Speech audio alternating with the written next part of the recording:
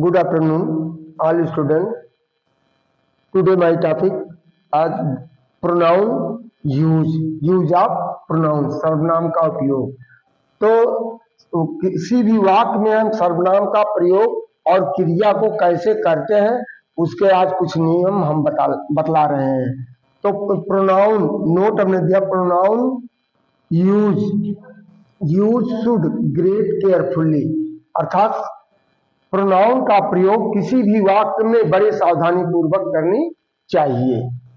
तो rule number 1, when the collective nouns denote in whole group pronoun always use in singular number, अर्थात जब समूह वाचक सर्वनाम पूरे समुदाय को या व्यक्ति को एक ही तरफ इशारा करता है तो वहां सिंगुलर नंबर का प्रोनाउन प्रयोग होगा।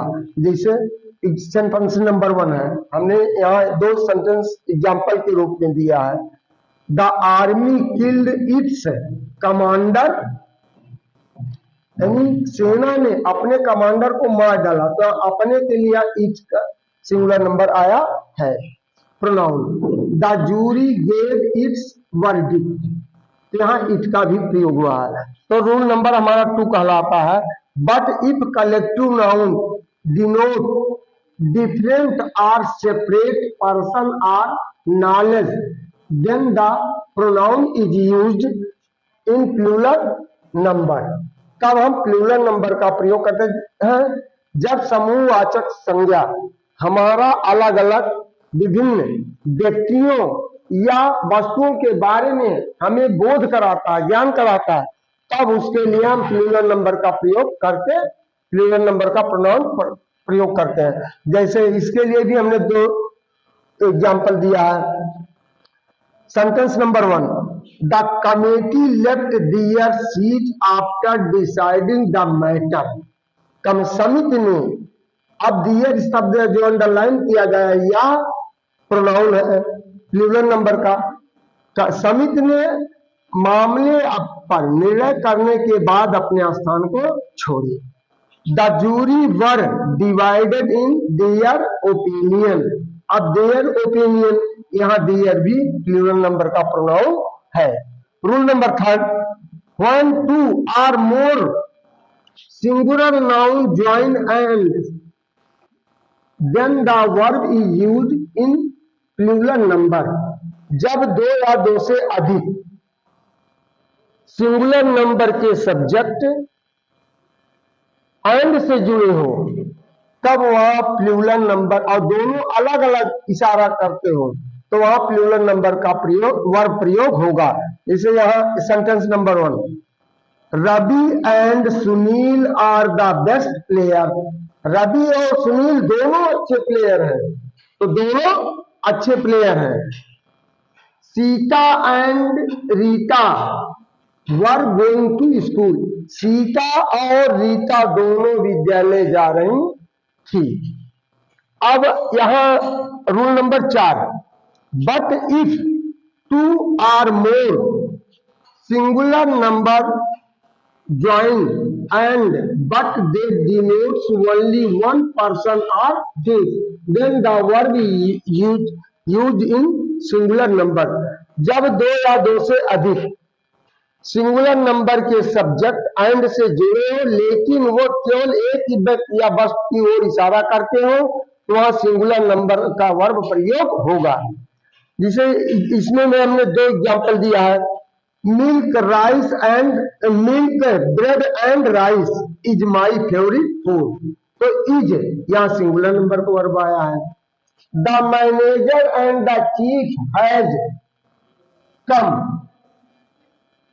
come to do his duty।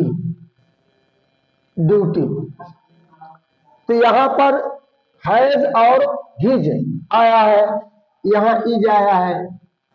और रूल नंबर 5 कह रहा है, when 2 or more singular nouns join either or neither nor then the verb and pronoun is used in singular number.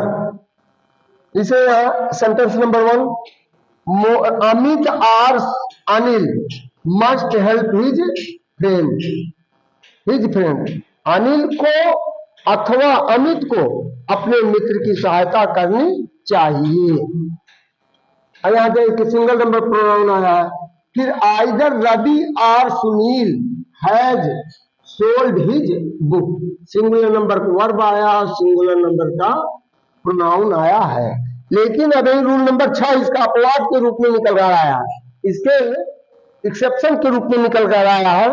But when one singular number noun singular number and one plural number join either or neither nor and plural number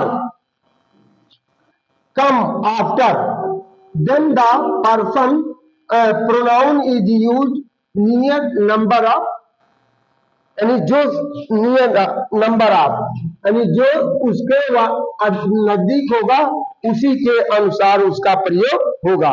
तो यहाँ हमने 2 example इसमें भी हमने दिया है। Either Amit or his friend, तो देखिए प्लूरल नंबर आया है, फॉरगेट देयर बुक्स।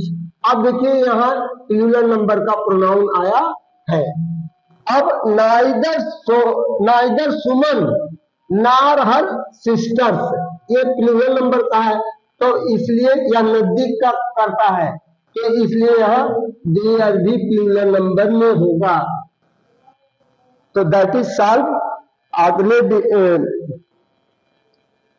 वीडियो में हम आपको दिखाएंगे शेष नियम जो रेस्ट बाकी है रूल्स इसके, उसको हम अगले वीडियो में आपको दिखाएंगे। तब तक के लिए आपको धन्यवाद।